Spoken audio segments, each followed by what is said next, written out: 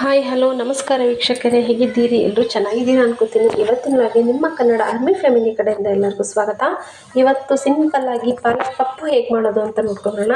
ನಾನು ಹೋದ ವಿಡಿಯೋದಲ್ಲಿ ಪಾಲಕ್ ಮಸಾಲ ಗ್ರೇವಿ ಹೇಗೆ ಮಾಡೋದು ಅಂತ ಹೇಳ್ಕೊಟ್ಟಿದ್ದೆ. ಅದು ಮಸಾಲ ತೆಗೆದು ಮಾಡೋವಂಥದ್ದು. ಇದಕ್ಕೆ ಮಸಾಲ ಏನೂ ತೆಗ್ದಿಲ್ಲ, ಹಾಗೆ ಸಿಂಪಲ್ಲಾಗಿ ಕ್ವಿಕ್ಕಾಗಿ ಈಸಿಯಾಗಿ ರೆಸಿಪಿನ ಹೇಳ್ಕೊಡ್ತಾ ಇದ್ದೀನಿ. ನೀವು ಈಗ ನೋಡ್ತಾ ಇರ್ಬೋದು, ಪಾಲಕ್ ಸೊಪ್ಪಿನ ಏನೇ ಪದಾರ್ಥ ಮಾಡಿದ್ರೂ ಮಕ್ಕಳು ತಿನ್ನೋದಕ್ಕೆ ಇಷ್ಟಪಡಲ್ಲ. ಈ ರೀತಿ ಒಂದ್ಸಲ ಪಾಲಕ್ ಪಪ್ಪನ್ನ ಮಾಡಿ ರೈಸ್ ಜೊತೆ ಹಾಕ್ಕೊಡಿ, ತುಂಬ ಚೆನ್ನಾಗಿ ಊಟ ಮಾಡ್ತಾರೆ, ಇಷ್ಟಪಟ್ಟು ಕೂಡ ಊಟ ಮಾಡ್ತಾರೆ. ಇಲ್ಲಿ ನೋಡ್ತಾ ಇರ್ಬೋದು ನೀವು, ನಾನು 2 ಕಟ್ಟಾಗುವಷ್ಟು ಪಾಲಕ್ ಸೊಪ್ಪನ್ನ ಕಟ್ ಮಾಡಿಕೊಂಡು ನೀಟಾಗಿ ತೊಳ್ಕೊಂಡು ಇಟ್ಕೊಂಡಿದ್ದೀನಿ. ಇದಕ್ಕೆ ನಾನು 3 ಹಸಿಮೆಣಸು ಹಾಕೋತಾ ಇದ್ದೀನಿ, ಖಾರ ಇರೋವಂಥದ್ದು. ನೀವು ಬೇಕಾದರೆ ಖಾರ ನೋಡಿಕೊಂಡು ನೀವು ಹಾಕ್ಕೋಬಹುದು. ನೀವು ಇಲ್ಲಿ ನೋಡ್ತಿದ್ದೀರಾ, ನಾನಿಲ್ಲಿ ಬೇಳೆನ ಆಲ್ರೆಡಿ ಬೇಯಿಸಿ ಇಟ್ಕೊಂಡಿದ್ದೀನಿ. ಬೇಳೆ, ಟೊಮ್ಯಾಟೊ, ಬೆಳ್ಳುಳ್ಳಿ, ಈರುಳ್ಳಿನ ಉಪ್ಪು ಹಾಕಿ ಬೇಯಿಸಿ ಇಟ್ಕೊಂಡಿದ್ದೀನಿ. ಬೇಯಿಸಿರೋ ಅಂಥ ಬೇಳೆಗೆ ನಾನೀಗ ಪಾಲಕ್ ಸೊಪ್ಪನ್ನ ಹಾಕೋತಾ ಇದ್ದೀನಿ. ಚೆನ್ನಾಗಿ ತೊಳ್ಕೊಳ್ಳಿ. ಪಾಲಕ್ ಸೊಪ್ಪನ್ನ ತೊಳ್ಕೊಂಡು ಹಾಕಿ, ಯಾಕೆಂದರೆ ಕಲ್ಲು ಮಣ್ಣು ಎಲ್ಲ ಇರುತ್ತೆ. ಆದಷ್ಟು ಈ ಥರ ಮಾಡ್ಕೊಡೋದ್ರಿಂದ ಮಕ್ಕಳು ಇಷ್ಟಪಟ್ಟು ಕೂಡ ಊಟ ಮಾಡ್ತಾರೆ, ಹೊಟ್ಟೆ ತುಂಬ ಕೂಡ ಊಟ ಮಾಡ್ತಾರೆ. ಒಂದು ಸಲ ಮಾಡಿ ಹೇಗಿರುತ್ತೆ ಅಂತ ಹೇಳಿ. ನೋಡ್ತಾ ಇರ್ಬೋದು, ಈಗ ನಾನು ಇದಕ್ಕೆ ಹಳದಿ ಸ್ವಲ್ಪ ಹಾಕ್ಕೋತಿದ್ದೀನಿ.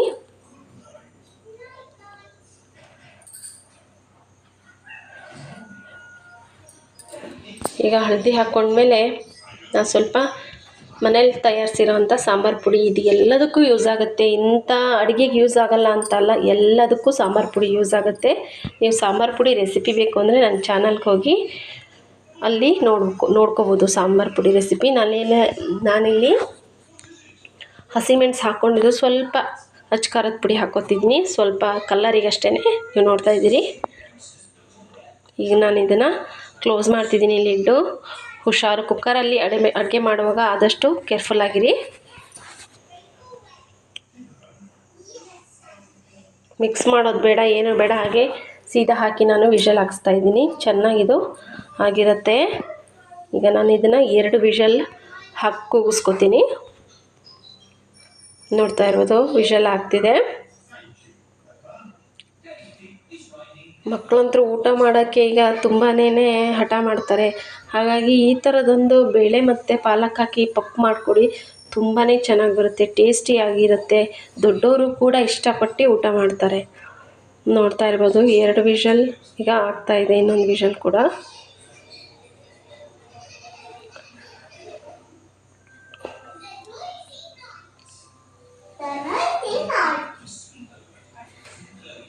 ನೋಡ್ತಾ ಇದ್ದೀರಿ, ಇನ್ನೊಂದು ವಿಷಲ್ ಕೂಡ ಆದ ತಕ್ಷಣ ನಾನು ಆಫ್ ಮಾಡಿ ತೆಗೆದು ಇಟ್ಕೊಬಿಡ್ತೀನಿ. ಇದೀಗ ಆಗಿದೆ, ಇದು ಈಗ ಆಗಿದೆ. ನಾನು ಇದನ್ನು ಕುಕ್ಕರ್ನ ವಿಷಲ್ ಓಪನ್ ಮಾಡ್ಕೊಂಡಿದ್ದೀನಿ. ಹುಷಾರಾಗಿ ಓಪನ್ ಮಾಡ್ಕೊಳ್ಳಿ, ಬಿಸಿ ಇರುತ್ತೆ. ಈಗ ಟೊಮ್ಯಾಟೊ ಅದೆಲ್ಲ ಹಾಕಿ ನಾನು ಬೇಯಿಸ್ಕೊಂಡಿದ್ನಲ್ಲ ಸೊಪ್ಪನ್ನ, ಸ್ವಲ್ಪ ಸ್ಪೂನ್ ಸಹಾಯದಿಂದ ನಾನು ಇದೆಲ್ಲ ಮತ್ತೆ ಸ್ಮ್ಯಾಶ್ ಮಾಡ್ಕೊತಿದ್ದೀನಿ. ನೀವು ಸ್ಮ್ಯಾಶರ್ ಯೂಸ್ ಮಾಡಿ ಸ್ಮ್ಯಾಶ್ ಮಾಡ್ಕೊಳ್ಳಿ. ನಾನಿಲ್ಲಿ ಚೆನ್ನಾಗಿತ್ತು ಸ್ಪೂನು ಅಂತೇಳಿ ಸ್ಪೂನಲ್ಲೇ ನಾನು ಸ್ಮ್ಯಾಶ್ ಮಾಡ್ಕೊತಾ ಇದ್ದೀನಿ. ನೋಡ್ತಾ ಇರ್ಬೋದು, ಬೇಳೆ ಎಲ್ಲ ಹಣ್ಣಾಗಂಗೆ ತುಂಬ ಚೆನ್ನಾಗಿ ಬೆಂದಿತ್ತು ಆಲ್ರೆಡಿ. ಈಗ ನಾವು ಸ್ವಲ್ಪ ಇದನ್ನು ಟೊಮ್ಯಾಟೊ ಅವೆಲ್ಲ ಹಾಕಿರ್ತೀವಲ್ಲ, ಟೊಮ್ಯಾಟೊ, ಬೆಳ್ಳುಳ್ಳಿ, ಹಾಗೆ ಹಸಿಮೆಣಸೆಲ್ಲ ಹಾಕಿರ್ತೀವಲ್ಲ, ಅದನ್ನು ಸ್ವಲ್ಪ ಹಾಗೇ ಒಡ್ಕೊಳ್ಳಿ. ಈ ಥರ ಸ್ಮ್ಯಾಶ್ ಮಾಡ್ಕೊಳೋದ್ರಿಂದ ಎಲ್ಲ ನೀಟಾಗಿ ಮಿಕ್ಸ್ ಆಗುತ್ತೆ. ನೋಡ್ತಾ ಇರ್ಬೋದು, ಚೆನ್ನಾಗಾಗಿದೆ. ಇದು ಕಂಪ್ಲೀಟ್ ಆಯಿತು.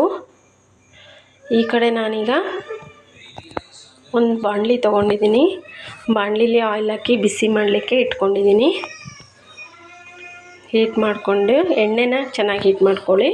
ಆದಷ್ಟು ಒಗ್ಗರಣೆ ಹಾಕುವಾಗ ಎಣ್ಣೆನ ಹೀಟ್ ಮಾಡ್ಕೊಂಡು ಆಫ್ ಮಾಡಿದ್ರೂ ನಡೆಯುತ್ತೆ, ಅಥವಾ ಲೋ ಟು ಮೀಡಿಯಮ್ ಫ್ಲೇಮಲ್ಲಿ ಇಟ್ಕೊಂಡ್ರೂ ನಡೆಯುತ್ತೆ. ನೀವು ನೋಡ್ತಾ ಇದ್ದೀರಿ, ನಾನು ಇಟ್ಕೊಂಡಿದ್ದೀನಿ.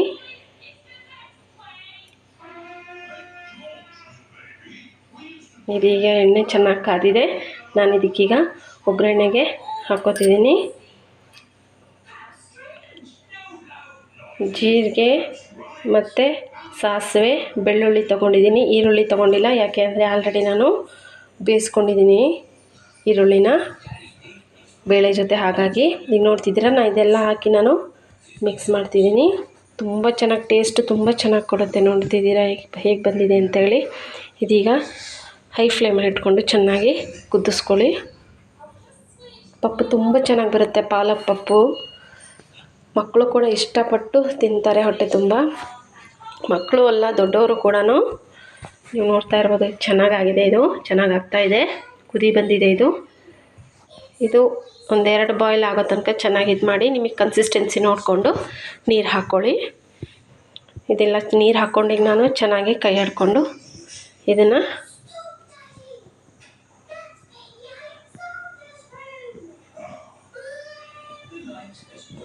ಕ್ಲೋಸ್ ಮಾಡಿಡ್ತಿದ್ದೀನಿ. ಇದು ಚೆನ್ನಾಗೀಗ ಕುದಿ ಬರಬೇಕು.